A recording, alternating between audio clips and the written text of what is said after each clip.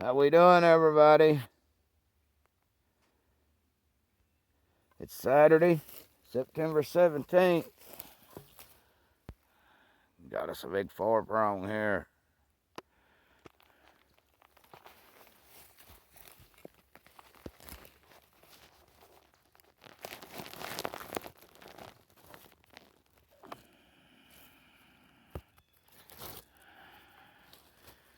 Hopefully y'all can see this as it comes up. I've been trying to get that done and that camera shuts off by itself. I don't know if a gnat comes by and hits it or what.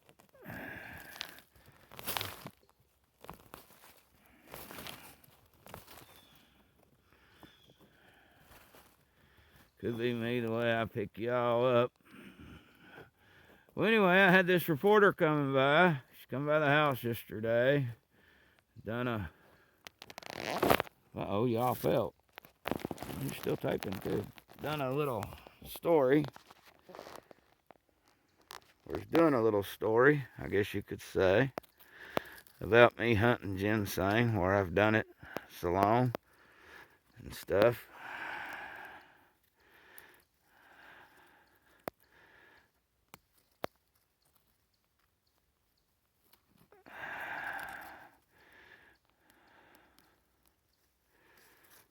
Nice.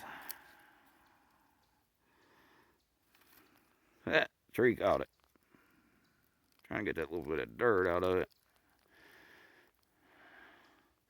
The bears want some dirt on it, but not that much.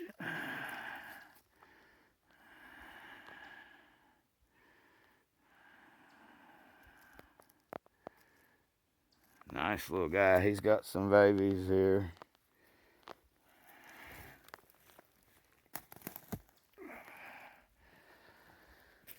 Well, anyway, like I was saying, I gotta walk back and get my coffee cup. I just realized I left my coffee down there. Let me set you guys down a second. We'll break this top.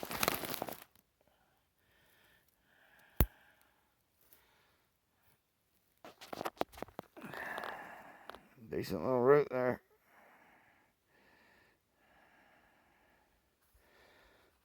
Yeah, I gotta go back and get my coffee. Can't function without my coffee. I drink that stuff from daylight to dark. I don't care if it's 110 degrees outside. Bike's just right there. Anyway, like I was saying, that reporter, she'd come by the house there, doing that little story on me and my ginseng hunting. And see, I used to do this, I guess you could say, for a career. I work at Quality Inn there in Harlan now. And I used to, when I was younger, I would get out every day digging cohosh, stone root, bloodroot, whatever was plentiful on that mountain, medicinal wise, whether it be Cranesville, whatever. I mean, I would go harvest something to pay my bills and put food on my table. And I guess that they was somewhat fascinated about that. I mean, she asked me yesterday, something about making a living there. And I was like, oh, I do this for a hobby. And she was like, oh, a hobby. My wife stepped in and she said, yeah, but you raised 4 kids doing this. She said, you raised their grandkids for a long time. She said, you ain't had that 9-to-5 job long. And it just come down to the fact my body wasn't able to get up and go every day. I didn't have my bike at the time. My wife just recently got me that. But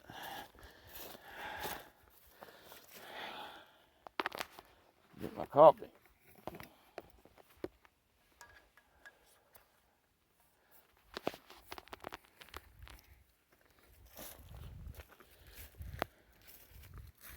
But I'd fill up sacks of cohosh, throw them on my old back, walk out of the mountains with them. Done it every day. And at that time, cohosh was worth 60, 70, 80 cents. 60 in the summer, 80 in the winter. Now the stuff's worth $2, believe it or not. $2 a pound. It blows my mind how this industry has grown.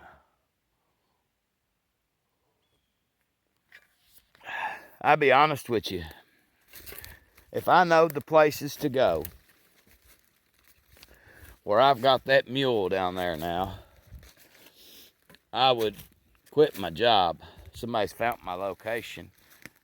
Somebody or something tore my bag out of the tree, and I always collect my bags after the season's over. Collect my markers.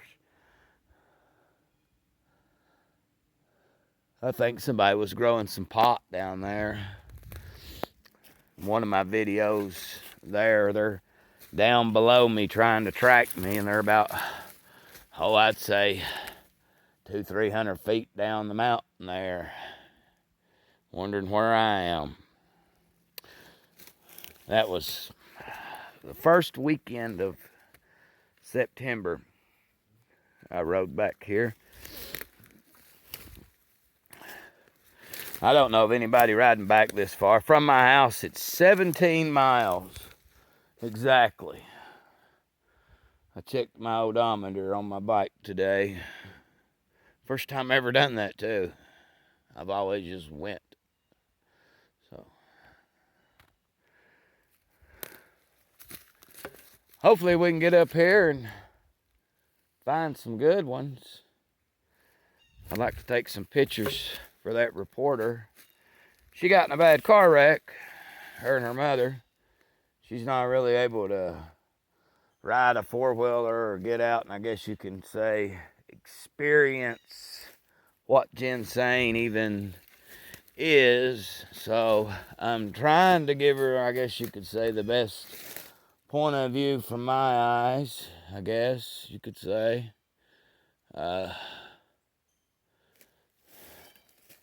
Try to answer the questions and be honest. And I've got a lot of people to actually thank. I got a friend named Ronald when I was younger. Now, he helped me a lot. He had 2 four-wheelers. And he worked at the sawmill. And he liked hunting deer. He just didn't like going to the woods by himself. And he'd let me drive 1 four-wheeler, and he'd drive the other, and I'd dig roots, and he'd hunt deer. We wouldn't be like in the same holler together or nothing usually, but we'd be a few miles apart.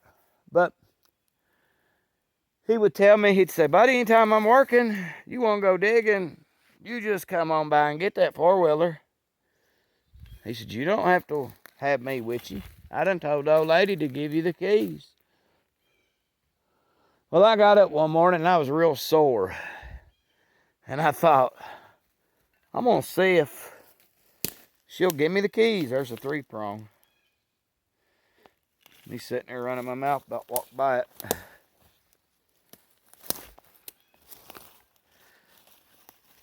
I asked her for the four-wheeler if I could go digging. She handed me the keys.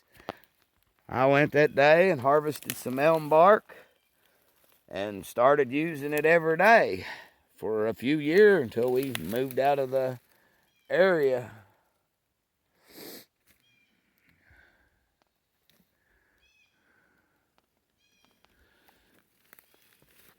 Well, I'm going to get this guy up. I'm going to stop this video too since it's almost 10 minutes long. Uh-oh, there's a piece of garbage from years ago from somebody. Ooh, we found trash. Be a good place to put the berry. Well, not where my knee is. Put it right there.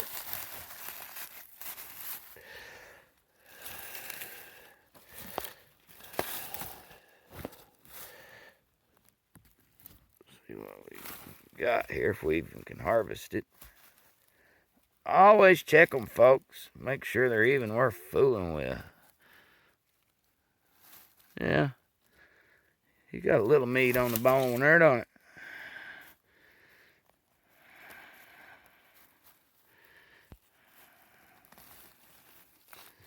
A lot of times you can just rip them up out of the ground with your hand, too, if they're in these little soft soil spots like this.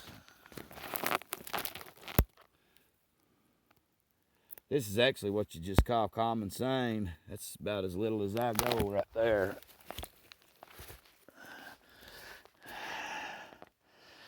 I mean, it's absolutely nothing special. It's just a legal 3-prong. That's all it is. See, right up there is where I had dug that for. See where I marked that tree? That's probably one of his babies.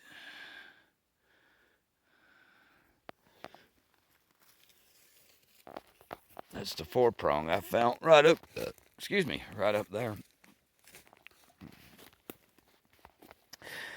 And it's usually like that. You'll find a big one up there. If you find a big one, you know, up there about 15, 20 feet down the hill, you know, there's usually more of them. The stuff don't seed sideways or up the hill. It seeds down, you know. Another thing, you can look at the land, kind of how it's laid out, and see which way the water is kind of going to carry those seeds and carry the pollen and whatever else, you know. See, there's a hole for the 4-prong, which ginseng don't make pollen, but I'm talking about like other plants where it's going to take stuff that falls on the ground. Them little gullies and washouts. You can usually find them along the sides of it and down in it. Stuff. See, there's my top. I was hoping I could come back to it. I like to keep those big tops and take them home to my wife. I think my wife is the most beautifulest woman in the world. I love her to death. And every time I dig this plant, I think this plant is the most beautifulest plant in the woods. I think of her. Every time. It never fails. Well, guys, I'm going to get me a drink of coffee and get on up the mountain since I'm back where I started. And hopefully we'll find some more.